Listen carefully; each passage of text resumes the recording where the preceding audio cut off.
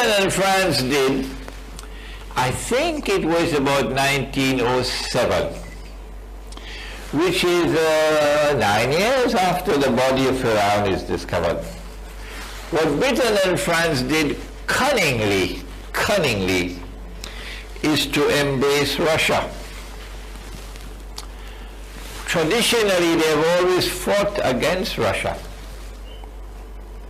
And they've always been allies of the Ottomans. Britain and France were always allies of the Ottomans. They always protected the Ottoman Empire. They always assisted the Ottoman Empire. They didn't want Russia to ever defeat the Ottomans. No. But now that the body of Iran is discovered, they do something strange and mysterious. They reach out to Russia to successfully embrace Russia in an alliance, a triple alliance, 1907. Britain, France, and Russia, knowing that the World War is coming up. Why did they do that? Answer, I wish I had enough time to stop and ask you all some questions. In chess, there's a term, they call it checkmate. Checkmate. You put your enemy in a position where he can't move. Anyhow, he turns his block. So they checkmated the Ottoman Empire.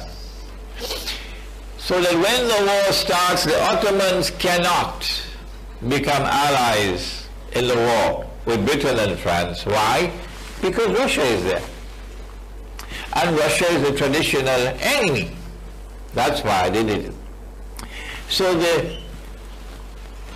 the pieces on the chessboard are being put in place as we approach 1914, when the World War is to take place. Out there, Hussein bin Ali is ready to revolt against the Ottoman Empire. And over here, the Turks, the secular Turks, take over the government, regime change. And over there, Britain and France make an alliance with Russia to checkmate the Ottoman Empire. Russia responded when the war started. Russia naturally, you can't blame Russia, in seeking to get all the Orthodox Christians under Ottoman rule to revolt. What's wrong with that? This is war. And as the Armenians revolt against the Ottoman Empire, what the secular Turks did, and they admitted, they say, yes, we did it, was to forcefully remove millions of Armenians from territory in which they were located, which was vulnerable to Constantinople, to another area. And a great massacre took place. The secular government in Constantinople can't fool us by throwing wool over our eyes. All the excuses that they made, and they are still making to this day, is just dust in our eyes. They deliberately massacred the Armenian Christians. It's called the Holocaust. It did take place. Why? It's not too difficult for you to understand why. Because they are pursuing the same policy that the Ottomans had pursued before the regime change. What was that policy? Deliberate antagonism of whom? So that the hatred that the Orthodox Christians have for Islam would intensify. That's why you had the Holocaust. of the Armenians in must have been around 1914, 15, somewhere around there, okay? By 1917, the writing was on the wall for two countries. The writing was on the wall for the Ottoman Empire,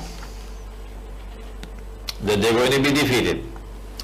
They had made an alliance with Germany because there was nothing else that they could do.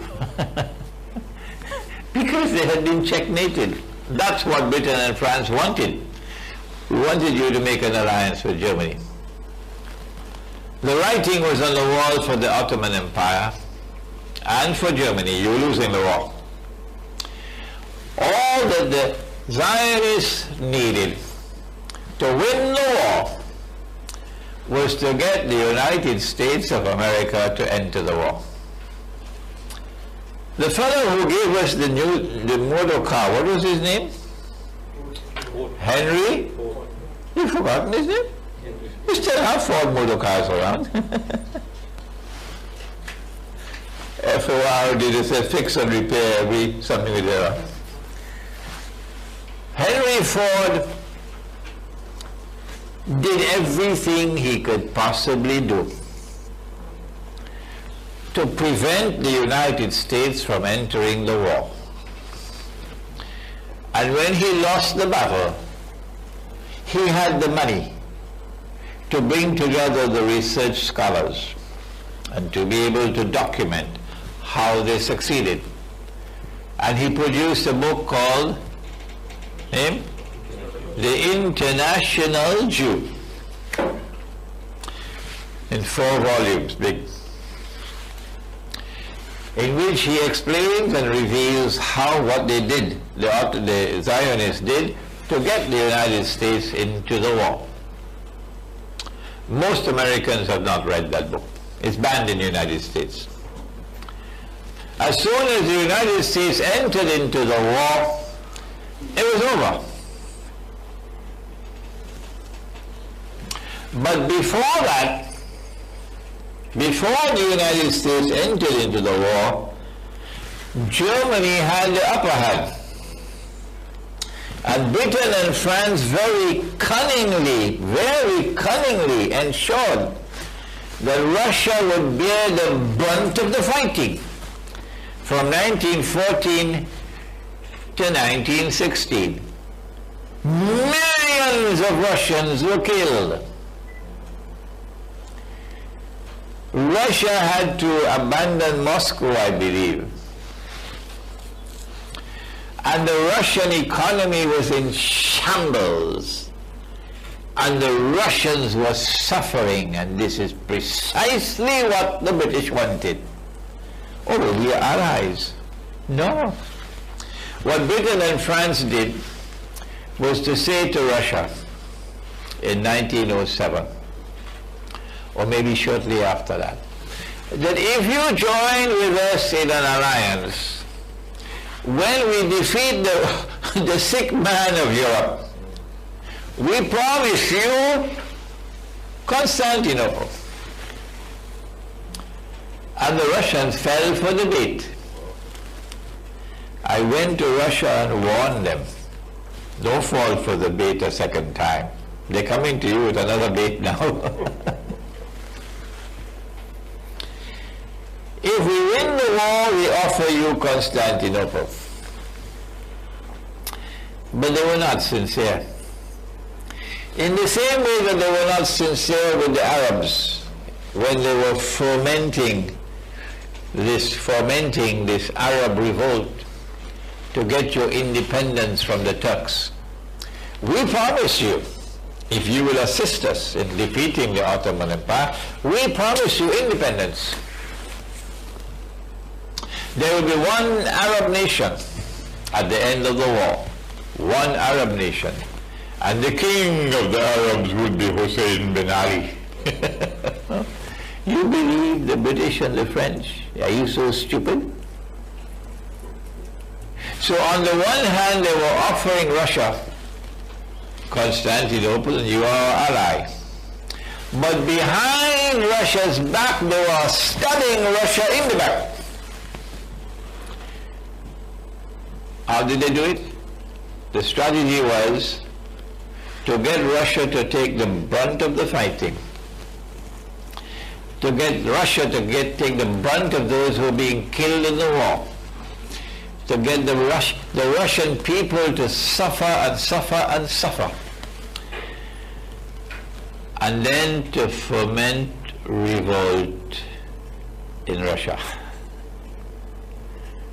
And the Russian Jews now play a critical role in bringing about a revolution.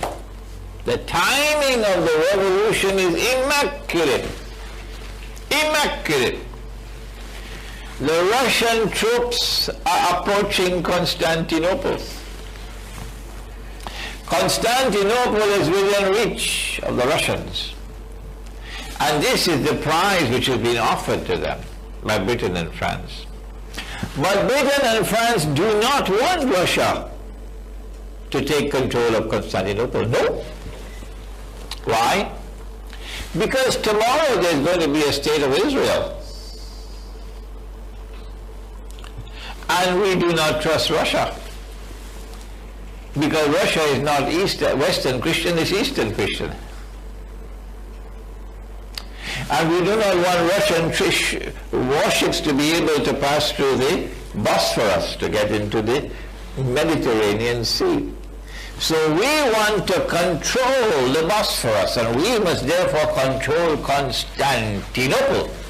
Under no condition must Constantinople ever get outside of our grasp or reach.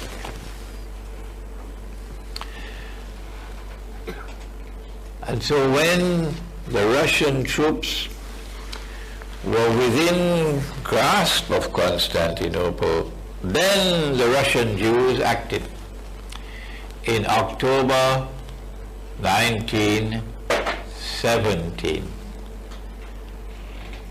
because there is popular discontent in Russia over the war, because the Russian troops are suffering in the war, because workers are suffering in the war, the economy is in shambles. There are riots and demonstrations all over Russia. The Tsar Nicholas can't handle it. So now they succeed, the Russian Jews, amongst them is Lenin. And they overthrow the Russian monarchy. It will not be long again before they overthrow another monarchy. This monarchy had lasted for a few hundred years, the Russian monarchy. But that monarchy is 4,000 years old. And they're going to overthrow that one as well. Which one am I talking about? Come on, somebody. China. China. The Chinese emperor. They're 4,000 years old of emperors. The Tsar Nicholas and his entire family are assassinated, killed. And the Zionists take over Moscow, October 1917. The first thing that they do is to withdraw Russia from the war. Why? So that the Russian troops cannot proceed further to take Constantinople, which is what Christian Russia wants. Because the Bolsheviks don't care for religion. No. What they want is a godless atheist state, and they get it in 1922 when the Soviet Union is created as a Zionist creation, the Soviet Union. So the Zionists are achieving monumental successes. I mean, there was a revolution in Constantinople in 1908, which overthrew the Ottoman regime, which was based on the Sharia. And now you have a secular regime in Constantinople. And now look at what they do a few years later in Moscow. This is the Orthodox Church, the Christian Orthodox Church. This is Rome. So Islam is now being ruled by secular Turks, young Turks in Constantinople. And Rome is now being ruled by Jews, Russian Jews, godless Russian Jews, who take a lot from Karl Marx, the German Karl Marx, who was a Jew as well. The events which have been unfolding since the birth, since the discovery of the body of Iran, show a certain pattern. And what we are doing is connecting the dots that were never connected before. This is the first time. We are connecting it from the perspective of Islamic eschatology.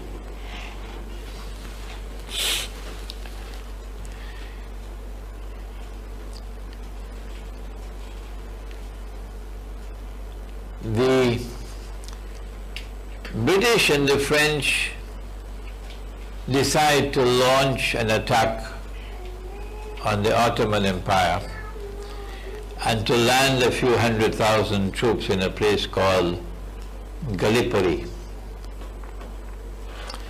The history of that war, the true history, is still to be written, I believe. But they maneuver, and at the end of it, Mustafa Kemal defeats them very conveniently. And Mustafa Kemal now emerges as the hero of all the Turks. They worship the man now. And then he proceeds to take on Greece, which has sent troops into the Turkish heartland. And Mustafa Kemal defeats the Greek army. The Greeks are seeking help from Britain and from France. But Western Christianity does not want to support Eastern Christianity. So Greece is defeated. And by 1922, Mustafa Kemal is, without question, the hero of all the Turks. Oh yeah. He's able to take over Constantinople because British troops and French troops are there. And as he takes over Constantinople, he proclaims that we want the Republic of Turkey. My gosh, it is this transformation from the old model of an Ottoman Empire, which is abandoned, to the new model of a secular state, the Republic of Turkey, that makes the greatest impact of all on Asia and Africa. The American Revolution, the French Revolution, the Bolshevik Revolution did not have a comparable impact. What happened in Turkey has the greatest impact of all. And so the Republic, the secular Republic of Turkey is established. And Islam is put into cold storage. He did a number of things to antagonize Muslims. You no longer can wear this hat which allows you to make sajda. You now have to wear the Western hat. So the tarbush, I think it's called, the red one, that one is abandoned. Now you have to wear Western hats. So that with the Western hat, you could take it off if you want to make sajda. The Arabic script is abandoned. And the Latin script is replaced. The same thing happened in Malaysia. The Malay language, the Jawi language, the Arabic script is abandoned. And the Roman script, the Latin script is replaced. We have a Malaysian here who knows what happened. It did not happen with the Arabic language. It did not happen with the Urdu language, it did not happen with the Farsi language, but it happened with Turkish. The Azan, oh my gosh, for Salat, must now be called in Turkish language, not in Arabic anymore. All the madrasas, all the institutions of Islamic learning are closed down. Closed down. It's war on Islam. At the heart of Constantinople. The name of the city is changed. It's no longer Constantinople. Why Mustafa Kemal? Come on, tell us why. Because they know fully well that the conquest of Constantinople in 1452 is not the one that the Prophet ﷺ prophesied. That the conquest of Constantinople prophesied by Nabi Muhammad ﷺ is still to come. Is still to come. We now can see when that conquest does come, the back of NATO will be broken. And the Western world will lose its control over the Bosphorus. That's coming. But Mustafa Kemal doesn't want us to know that. So he changes the name from Constantinople and makes it an offense, a crime, to use the name Constantinople. You have to refer to it as Istanbul, which is one of the many names it had. All names. And then comes 1924. The events are following rapidly now. In 1922, Mustafa Kemal says, yes, we're going to have a Republic of Turkey, but hey, the Western Christians, they got a Pope in Rome. So why can't we have a Pope as well? What's wrong with that? So the Khalifa is now reduced to a Pope, meaning he has religious authority, he has no temporal authority. Huh? But by 1924 they had to remove that as well, because there was a challenge. The Khilafah is now being dismantled, the institution of the Khilafah. And this is the biggest prize of all that the Zionists have been pursuing since the establishment of the Zionist movement. Even when in 1917, November, General Allenby, with Arab troops fighting loyally with him, shall I repeat it? Huh? Even when in November 1917, the British general, with Arab troops fighting loyally with him, is able to conquer Jerusalem. And then in 1918, the League of Nations gives to Britain a mandate over the Holy Land. What they want is the Caliphate, the Khilafah. And in 1924 they succeed. And because of the Khilafat movement in India. But we're running out of time.